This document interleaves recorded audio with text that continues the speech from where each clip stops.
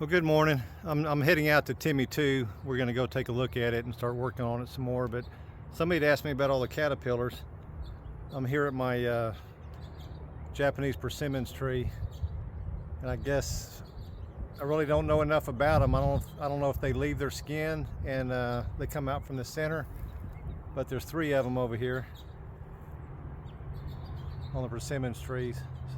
I don't know if these just died or they actually molted out of it. I don't know what their life cycle is, but man, they sure got a lot of leaves before they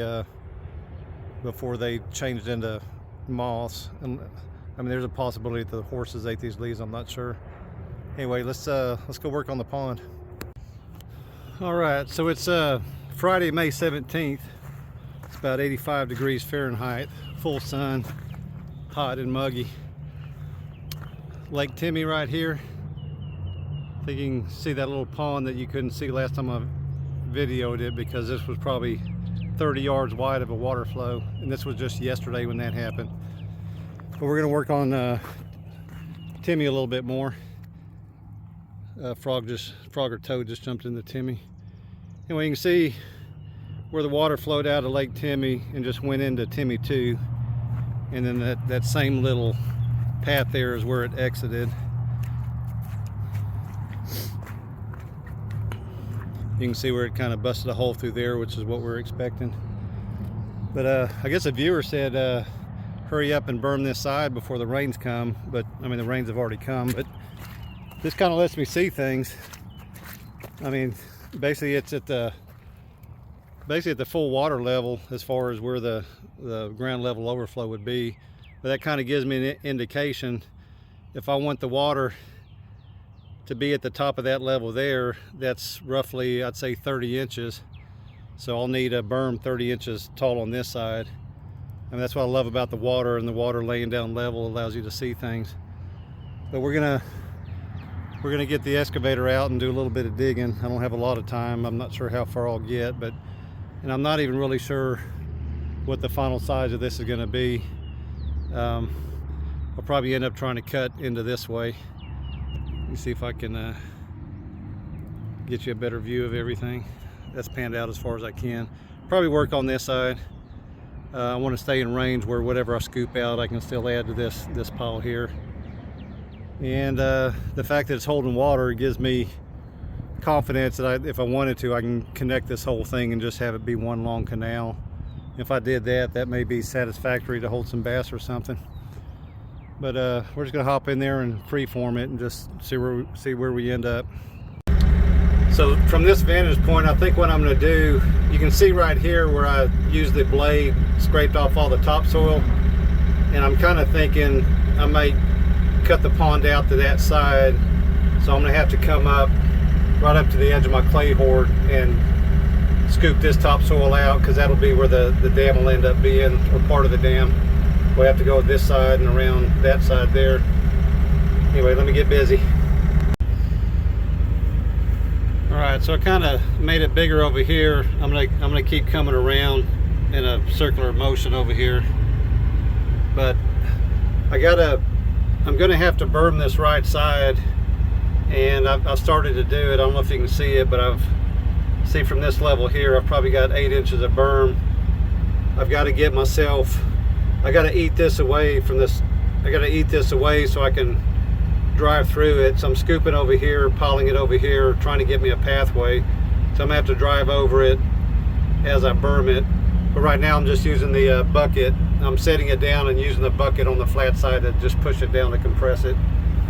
But everything's going pretty smoothly so far. Okay, well, I think I've got it as big as I want to do it, and then I've been taking the clay from over here, starting to berm up these sides. Right over here is the highest side, and then it starts sloping down. I mean, as you can see, like where the horses are, the whole area slopes down. So that's my high spot. I'm kind of, in my mind, just visually trying to keep it level and go on around. I mean, I do have some stuff to figure out. I got to figure out where I want to overflow it. And when I look at the totality of this, now keep in mind, like I said, we see this is Lake Timmy here. I'm sorry. Yeah, that's Lake Timmy, but I think you can see another pond back here. That is the major flow, and I don't know what purpose it would serve to dump this water into that flow. I mean, the whole purpose is to spread it out. So I'm kind of taking a view back here, and I may have to, I don't know, I may have to cheat some of my own rules. I don't know. So, you know, I talk about the dams and these berms or dams, whatever you want to call them, they got to be super compacted. You really can't come out here and do it when it's dry. You got to have some moisture so it kind of compresses down. But if you remember that last video and watched it, you know, I'm over here. You can probably barely hear me because the water's rushing so hard. And 2 minutes later, I'm over here at Lake Timmy. Everything's peaceful, everything's quiet. You know, there's no gushing or anything. So I don't think you have to be as strict with the rules over here, because I mean, that was the peak of our water flow. Anyway, coming over here, if you remember, water was just gently coming in down here. You know, there's water sprinkling on the ground. You weren't getting that gusher reaction here. So I think all the rules of compaction, you don't have to worry about that so much. I'm also thinking about, I'm gonna turn around here. You know, I've got same thing on Timmy too, but you see the distance because this is full. You know, it'd be nice for the water to be all the way up to this level right at the edge, and that would necessitate, you know, adding dam height over here just to raise this whole level. And we may end up doing it, and to do that we may end up using the whole clay hoard. I mean, I'll just, like I said, the clay hoard is about building a key dam over here, but you know, we got to take one project at a time. Anyway, so my mind's going to raising this dam height, getting the water level up to the entry point here. Go ahead and combining these two into one bigger pond. And I think with that we could get some habitat and stuff. But looking here, I think you can see about right there, you can see the height difference there. So that height difference all the way over is where I burned it up. And I do have to come all the way around here, or just come out this way if I'm going to connect the two. I just got to get that stuff figured out. But I'm happy with what's going on. And honestly, this is too easy.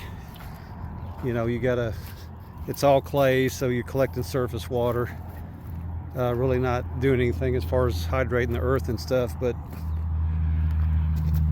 as far as the animals and the bees and everybody needing water, it's not bad for that. Anyway, so that's where we're at right now. I'm not done yet. I'm gonna keep pushing on this thing. Okay, well, I positioned myself on the other side, and right about here you can see the height differential. So I'm going to start working that, berming it around here. Because I'm still trying to build me a buffer between the clay hoard and the dam. I didn't finish my last thought when I said cheating or changing some rules. So looking out here to the left here, I think you can see the mobile home down over here. The middle of that mobile home is going to be my new property line.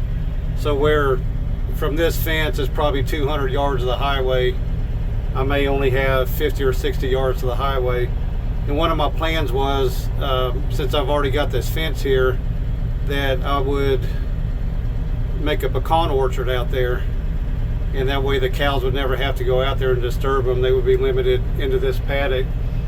So I guess it'd be nice for the overflow to end up on the other side of that fence. So I still don't know what's going to happen, and it may be, this is still solid ground up here.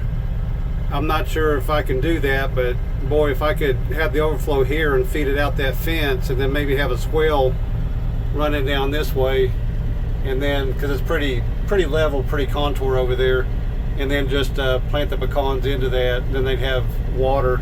I mean, even if it came down to dropping a water hose, you know, I've got a well up on top of that hill that goes to the mobile home. It's going to stay, other than I'll lose the electricity to it, but I'll have to work that out when the government takes my land. But anyway, even if I put a hose in that and let it just go to the swell in the hot summer months, at least I'm not watering every tree. I just fill that swell up and all the trees will be watered. So that's kind of where my mind is going right now. Anyway, I'm going to keep berming up. probably this will be the last session. It's getting close to 5 o'clock and I got to be somewhere at 7 o'clock. All right, I guess as far as the excavator work, we're going to call this a day, but let me give you a recap here. So you see the distance here, that's native ground. You can see that distance there. I went ahead and right here kind of cut for the overflow because that's what I want to do, kind of master planning it as I go. But if you can make a reference, that height there, you know, my next thing is to berm it up all the way around at that height. And I think you can see we're getting pretty close. We're getting pretty close to it. Let me walk to this other side here.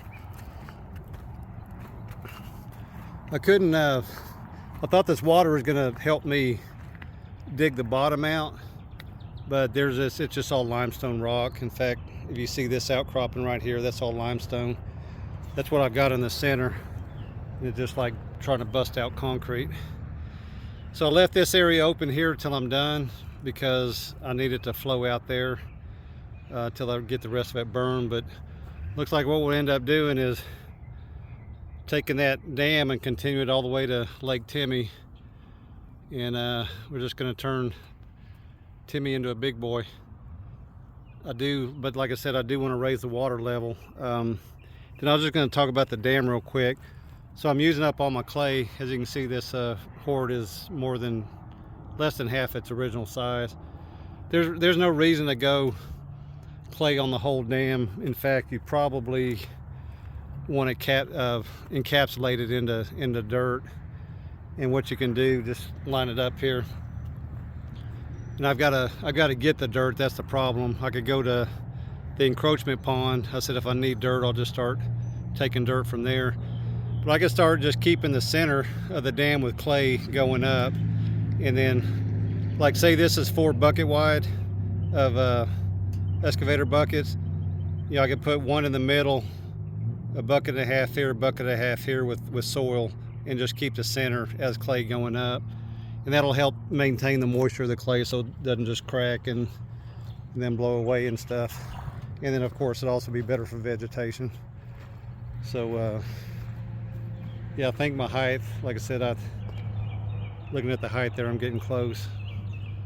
So anyway, I guess we'll start, next trip we'll probably start pushing this out and then putting a full dam across there.